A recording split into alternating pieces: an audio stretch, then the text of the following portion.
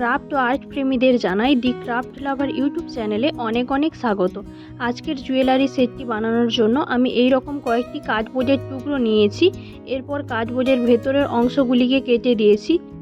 এখানে একটি ফেব্রিক নিয়ে ফেব্রিকটিকে এইভাবে সরু সরু টুকরো করে কেটে ফেলেছি। এখানে লকেটটির জন্য 1 সেমি চওড়া এবং 40 সেমি লম্বা কাপড়ের টুকরো প্রয়োজন। এবারে কার্ডবোর্ডের গায়ে গ্লু লাগিয়ে কাপড়ের টুকরোটি রাউন্ড রাউন্ড করে ঘুরিয়ে কার্ডবোর্ডের সাথে লাগিয়ে নেব। এই জুয়েলারি সেটটি খুব তাড়াতাড়ি তৈরি হয়ে যায় এবং বানানোও খুবই সহজ। তোমরা ভেতরের দিকে এবং বাইরের দিকে আমি যে রাউন্ডটা নিয়েছি তার ব্যাসার্ধ কত করে তোমাদের আগেই দেখিয়ে দিয়েছি, তোমরা ভালো করে দেখে নিও। একই রকমভাবে পুরোটাতেই কাপড়ের টুকরোটা লাগিয়ে নেব।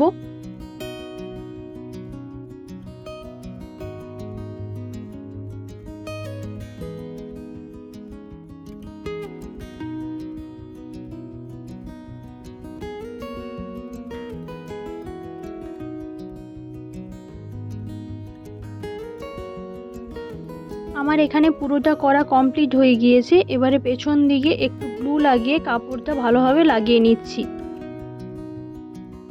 একই রকমভাবে কানের দুলগুলিও বানাতে হবে। কানের দুলের জন্য আমি এখানে 0.5 সেমি চওড়া এবং 20 সেমি লম্বা কাপড়ের টুকরো নিয়েছি একটি ইয়াররিং বানানোর জন্য।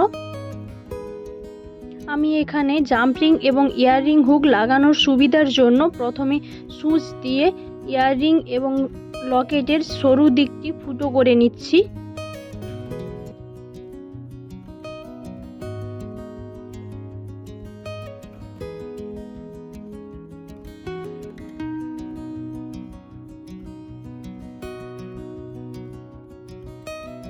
এবারে ইয়াররিং হুক নিয়ে ইয়াররিংয়ের ওই ফুটো বরাবর ইয়াররিং হুকগুলি লাগিয়ে নেব।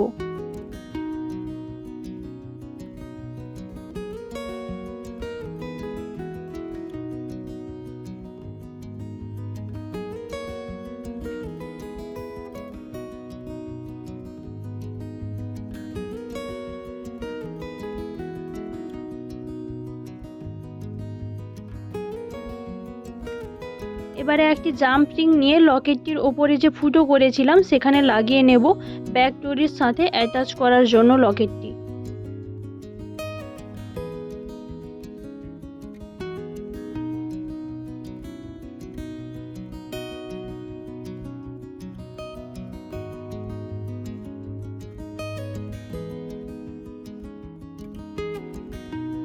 এখানে আমি ব্যাক ডোরি হিসাবে একটি টুইস্টেড রোপ ব্যবহার করেছি।